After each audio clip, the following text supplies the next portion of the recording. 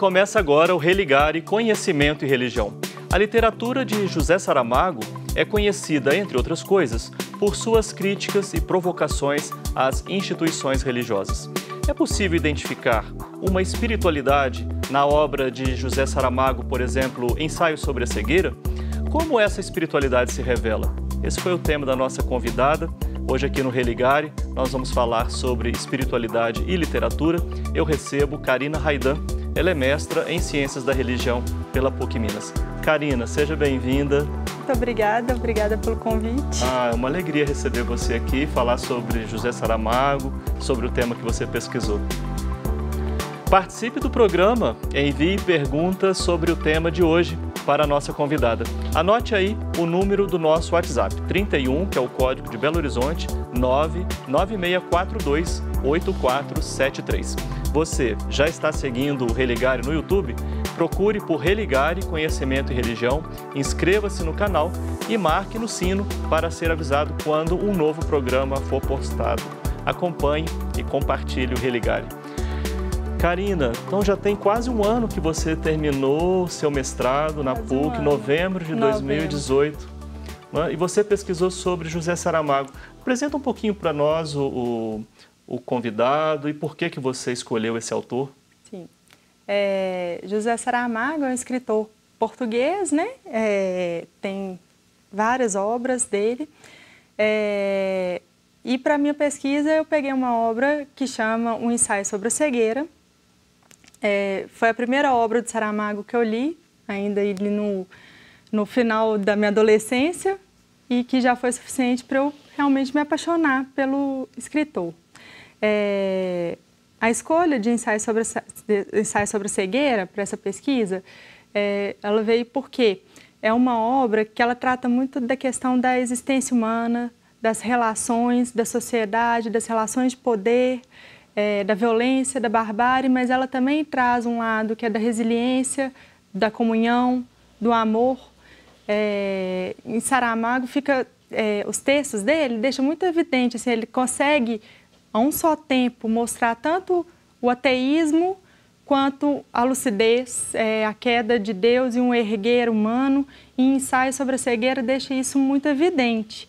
Quando ele traz assim, uma situação de extremo caos, de tragédia mesmo, né? Uma sociedade inteira assolada por uma epidemia de cegueira, e em momento nenhum ele recorre a elementos sobrenaturais para nem justificar a existência dessa cegueira, nem para chegar ao processo de cura da cegueira. Tudo se dá na própria existência humana, pela própria humanidade das personagens. Você me falou que não foi a primeira vez que você trabalhou uma obra de José Saramago na academia.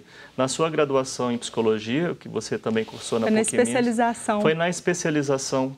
Então. Isso, e como é que foi? Terapia. Foi exatamente Ensaio sobre a Cegueira também, em que eu levanto elementos da abordagem da Gestalt terapia através da obra, principalmente da personagem a personagem que seria a principal ali, que é a única que não perde a visão, né, que é a mulher do médico. E aí foi esse trabalho que eu fiz, né? É uma obra que ela traz muitos sentidos, ela revela muita coisa. Então, assim, eu acho que a cada leitura que a gente faz, ela realmente se atualiza e abre outros horizontes, outras provocações. Então, lá a sua preocupação na especialização era com a Gestalt terapia, mas você fez essa pesquisa no âmbito da ciência da religião. Isso. Como é isso, pesquisar religião num autor ateu? O Saramago, até pela questão dele ser ateu, ele é muito buscado aí na área da ciência da religião, da teologia, para discutir alguns elementos, né? Tem pesquisadores que trabalham as faces de Deus em Saramago, mas eu optei por uma obra que, na verdade, ele não deixa tão explícito a questão religiosa, né? Mas faz parte também dos estudos em ciência da religião tratar sobre essa questão, sobre a existência, o existir, né? E essa obra deixa isso bem evidente. A escolha de Saramago veio muito a pesquisa com ele fica muito profunda, exatamente por essa ambiguidade, ao mesmo tempo que ele tem obras que desconstroem as imagens de Deus, outras obras que ele traz essa essência humana de maneira muito profunda. Essa questão da religião de José Saramago, você disse que outras pessoas estudam. É um tema recorrente na literatura dele e nos estudos sobre Saramago, sobre religião? Quais são, em geral, as contribuições? Bom, ele tem algumas obras específicas. Me vem aqui o Evangelho. O Evangelho segundo Jesus Cristo, sim. Caim, Segunda Vida de Francisco de Assis. Então, ele tem algumas obras que são realmente voltadas diretamente para a religião, né? Ensaio sobre Evangelho segundo Jesus Cristo e Caim são releituras bíblicas, né? Ele subverte aí a história bíblica e coloca outro olhar sobre isso. E também na vida pessoal ele trazia muito esse debate da questão da religião, ele trazia muito fortemente a questão da crítica às instituições, a questão de um Deus punitivo. Para ele isso era uma mensagem muito negativa trazida pelas instituições. Sim. Nos estudos sobre José Saramago, o que em geral se chama a atenção sobre esse tema da religião?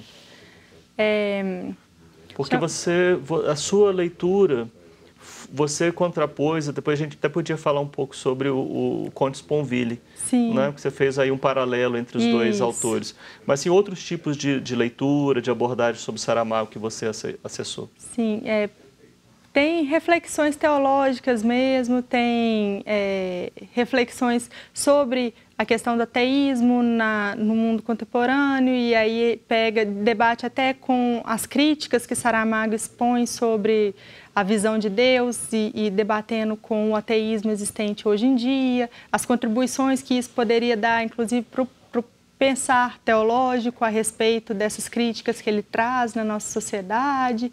Sim. Então, tem esses levantamentos aí. Bom, uma coisa é uma pessoa em casa pegar uma obra do José Saramago, ler. Bom, você escolheu a obra para fazer uma investigação. Isso. Né? Como é que é pesquisar, né, um livro de literatura, querendo ali compreender um tema específico, no seu caso, no nosso caso, né, pesquisar um tema ligado à religião? Sim.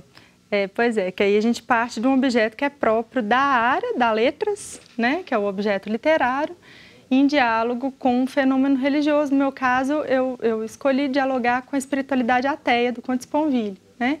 E os fenômenos religiosos, sim, é um objeto de estudo da ciência da religião.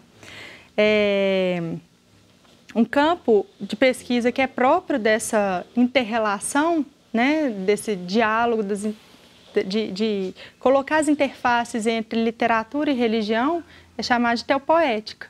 A teopoética, primeiro, ela se origina como a relação da poesia, mais especificamente com o debate teológico, o fazer poético como mensagem teológica, né? Mas aí, à medida que a área vai se desenvolvendo na academia, como um campo, consolidando como um campo de pesquisa na academia, isso fica mais aberto e aí começa a ser um campo de pesquisa das artes de maneira geral, com o fenômeno religioso, as espiritualidades. Então fica mais amplo aí o horizonte de pesquisa em teopoética. Bom, e como que é ler na perspectiva da teopoética, também na ciência da religião? Você usou algum método em particular assim, para fazer a análise do seu texto? Essa questão metodológica foi uma coisa que no início me angustiou muito, porque eu tinha o objeto escolhido, que era essa obra, né? Já tinha o fenômeno que eu queria investigar, e na hora de fazer mesmo, eu falei assim, e agora, por onde que eu começo? O que eu vou trazer da literatura? O que eu vou fazer para não virar um capítulo de Conde Sponville, um capítulo de Saramago, sem fazer os dois se encontrarem? Ou como que eu vou fazer para não pegar a teoria do Conde Sponville e ficar pegando partes do texto de Saramago, inserindo ali só para ilustrar e cair, né, uma colocação da obra como mera ilustração. Como organizar então, esse material todo, como construir, né? realmente edificar essa ponte para ligar essas duas margens, de efetivamente fazer o que estava propondo de ser um diálogo entre Conde Sponville e Saramago, né? Então, eu fui lá nas pesquisas em teopoética, e aí a angústia ficou maior, porque eu encontrei uma carência de discussão, de debate dessa ordem epistemológica, metodológica muito grande, principalmente vindo da ciência da religião. Na teologia a gente ainda encontra algumas coisas. Isso está mais consolidado, né? Isso. Agora na ciência da religião foi muito escasso. Então isso me fez voltar lá no campo da hermenêutica mesmo, peguei a hermenêutica, história da hermenêutica, perpassar ali principalmente a partir da virada hermenêutica, quando Heidegger traz a questão da hermenêutica existencial, né, Ricoeur com a colocação, as colocações dele do mundo do texto, e a partir daí fazer também, como tentando manter a autonomia entre as áreas, como eu pego um objeto que é próprio da letras, eu falei assim, eu preciso saber também como que essa questão da interpretação é discutida lá na letras. E aí, lá na letras, eu acentuei mais numa teoria, a teoria do efeito estético de um autor chamado Wolfgang Iser.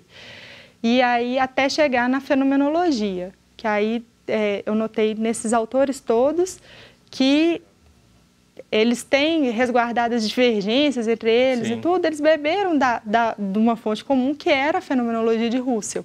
Sim. Então aí eu faço esse resgate da fenomenologia de Husserl e foi a partir daí que eu me senti mais segura para construir a ponte, sim, a ligação. Eu imagino que o telespectador que não conhece essa turma toda deve estar um nozinho assim, não, pera lá, o que ela está falando são mesmo? Muitos autores. Mas não preocupa não, daqui a pouco, depois do intervalo, você explica melhor sobre isso. Hoje no Religar eu recebo Karina Raidan. Nós estamos falando sobre espiritualidade e literatura. Você pode participar do programa de hoje enviando perguntas pelo nosso WhatsApp. Anote aí o número 31 99642 8473. Um breve intervalo, voltamos já.